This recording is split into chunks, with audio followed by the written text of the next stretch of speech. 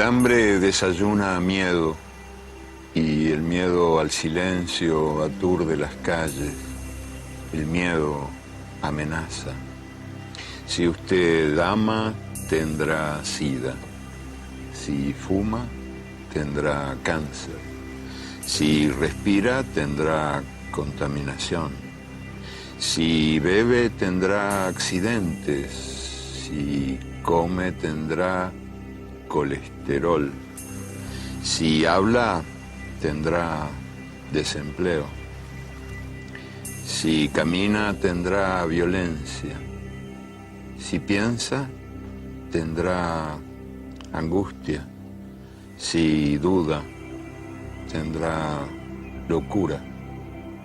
Si siente, tendrá soledad.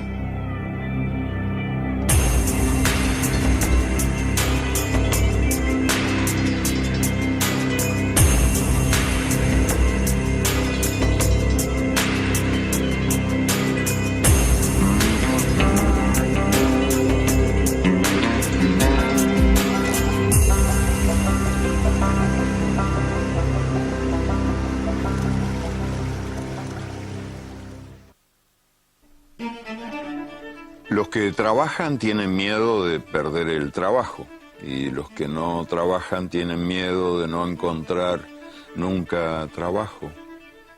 Quien no tiene miedo al hambre, tiene miedo a la comida. Los automovilistas tienen miedo a caminar y los peatones tienen miedo de ser atropellados.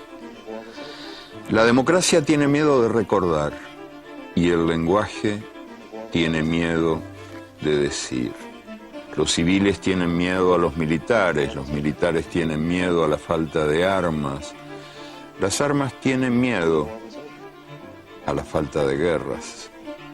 Es el tiempo del miedo. Miedo de la mujer a la violencia del hombre y miedo del hombre a la mujer sin miedo. Miedo a los ladrones y miedo a la policía. Miedo a la puerta sin cerradura, al tiempo sin relojes, al niño sin televisión. Miedo a la noche sin pastillas para dormir y a la mañana sin pastillas para despertar. Miedo a la soledad y miedo a la multitud, miedo a lo que fue, miedo a lo que será, miedo de morir, miedo de vivir.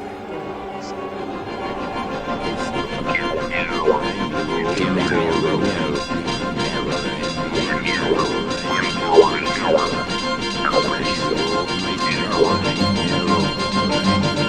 Tiene miedo a la policía.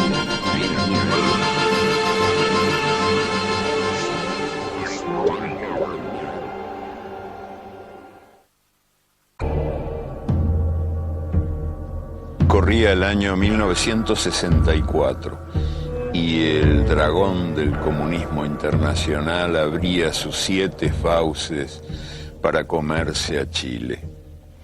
La publicidad, sobre todo la publicidad en la televisión, bombardeaba a los chilenos mostrando imágenes de iglesias quemadas, de tanques rusos, de guerrilleros barbudos que secuestraban a los niños y se los llevaban lejos. Y hubo elecciones y el miedo venció.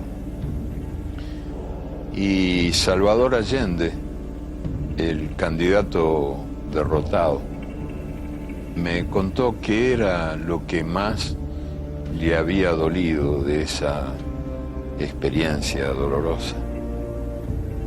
La empleada de la casa de al lado, la casa de al lado de su casa en el barrio de Providencia, era una pobre mujer que trabajaba 20 horas por día ocupándose de los niños, lavando y planchando la ropa, fregando, haciendo la comida y del día a la noche trabajando sin parar, esa pobre mujer que había envuelto su ropa en una bolsa de plástico y la había enterrado en el jardín porque tenía miedo de que si ganaban los rojos le expropiaran sus propiedades.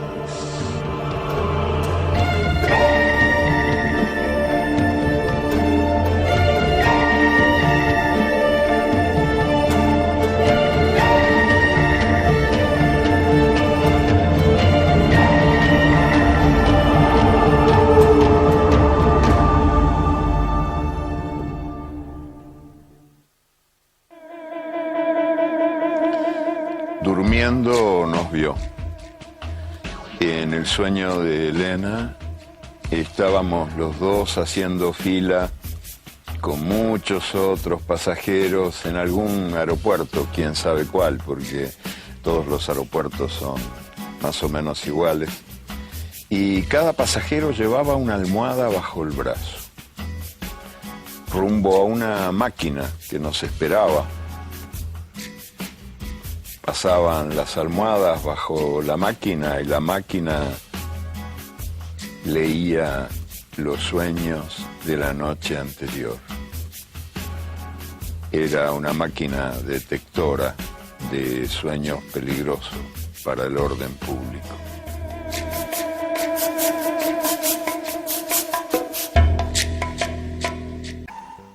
El gobierno de Nicaragua ha impuesto una nueva dictadura. Se ha negado a convocar las elecciones que prometió. Se ha apoderado de casi todos los medios informativos y todos ellos están sujetos a una rigurosa censura previa. Quiero decirles a los que invocan la memoria del Vietnam que no hay intención alguna de enviar tropas de combate americanas a Centroamérica. Tiene pánico a la invasión, el país que nadie ha invadido jamás y que sin embargo tiene la mala costumbre de invadir a los demás. En los años 80 el peligro se llamaba Nicaragua. El presidente Ronald Reagan asustaba a la población y denunciaba el inminente peligro, la amenaza de la invasión que iba corriéndose desde América Central, México, vía Texas, entrando en los Estados Unidos y apoderándose del país, mientras a espaldas del presidente un mapa ilustraba esa gran mancha roja que avanzaba. La teleaudiencia espantada no tenía la menor idea de dónde quedaba Nicaragua, ni sabía que ese pobre país descalzo había sido arrasado por una dictadura de medio siglo, fabricada en Washington, y después por un terremoto que no dejó nada en pie. Y esa teleaudiencia asustadísima tampoco sabía que este país feroz tenía en total 5 ascensores y una sola escalera mecánica que no funcionaba. Vendrá la guerra. Yo me envolveré en su sombra y como un fiero león, protegeré esta tierra. Nadie detendrá esta victoria. Armado de futuro. ¡Luchamos para vencer!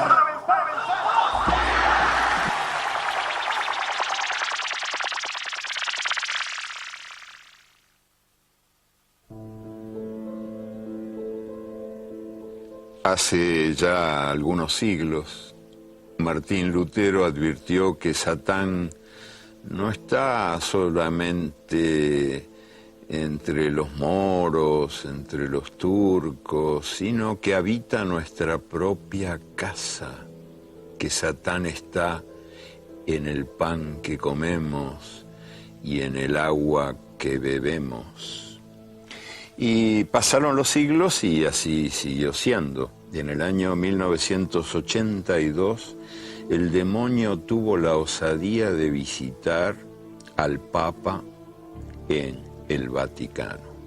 Apareció el demonio en forma de mujer, una mujer que rugía arrastrándose por los suelos, y el Papa, Juan Pablo II, libró un combate cuerpo a cuerpo contra el maligno, conjurando al intruso con exorcismos que provenían de otro papa que había logrado arrancar de Galileo Galilei la diabólica idea de que el mundo giraba alrededor del sol. Y cuando el demonio apareció en forma de becaria en el salón oval de la Casa Blanca, el presidente Bill Clinton no lo conjuró usando ninguno de esos anticuados métodos católicos de exorcismo, sino que Clinton expulsó al maligno, arrasando Yugoslavia en una guerra de 3 meses.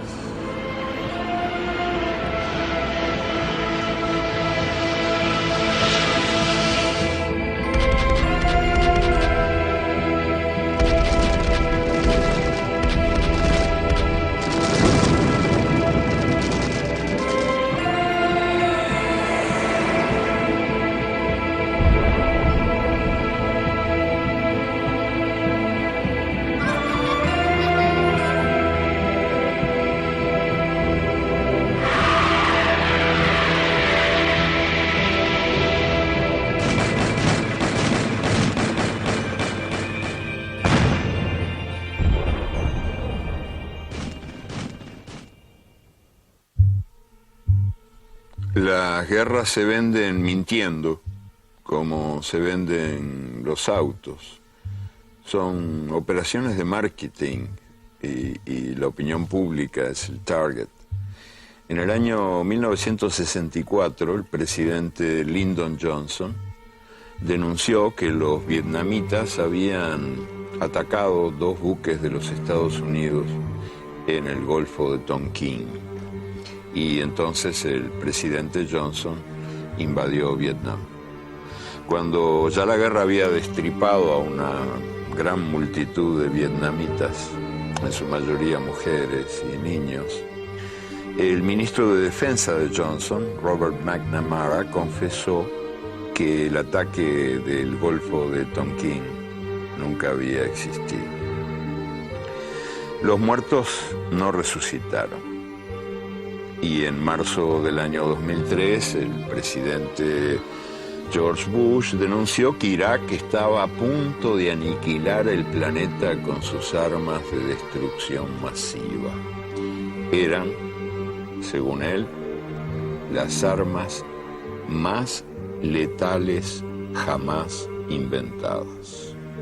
Y entonces el presidente invadió Irak, y cuando ya la guerra había destripado a una buena multitud de iraquíes, en su mayoría mujeres y niños, el propio presidente Bush confesó que las armas de destrucción masiva no habían existido, que esas armas más letales jamás inventadas habían sido inventadas por él.